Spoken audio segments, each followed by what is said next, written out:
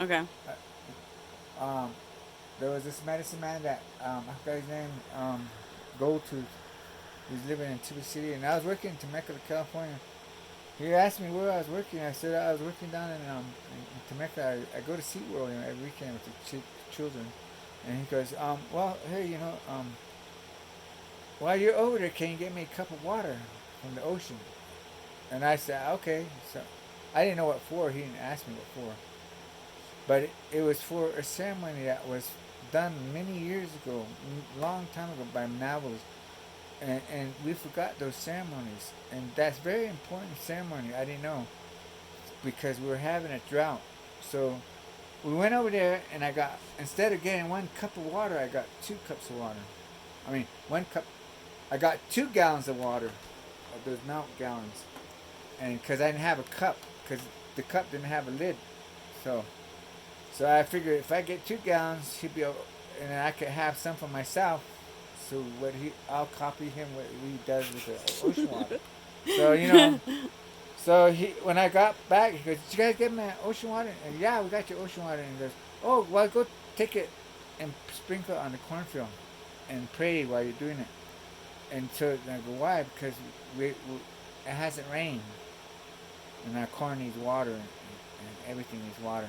So instead of telling we bring 2 gallons, we okay. So we went out there and we dumped it, shook it all over, and and and it rained real hard that weekend, and all the watermelons and all the corn got ripe. But then it rained so hard that it knocked all the corn off its stalk, and the watermelon broke away from its stalk, and they all like floated down to the fence line. And then we went to go pick corn that weekend, and watermelon. There was no corn, watermelon. What's going on? Then the man goes, "Hey, what you get? How much water? Did you guys put 1 cup of water?" We go, "No, we had 2 gallons." So we had a flash flood, that we. But it was good that we had a flash flood that we could do because it had watered all the corn and all that, and the water got, but all the corn floated down, and I guess that was like a ceremony that we were doing that he didn't tell us that we were doing a ceremony, a rain ceremony that was never told to us as children, because they had these routes that went to California, East Coast, New York. Now was had to run just to get some water in those like what do you call those gourds? They fill them with gourds. Those gourds, Mhm. the water carriers.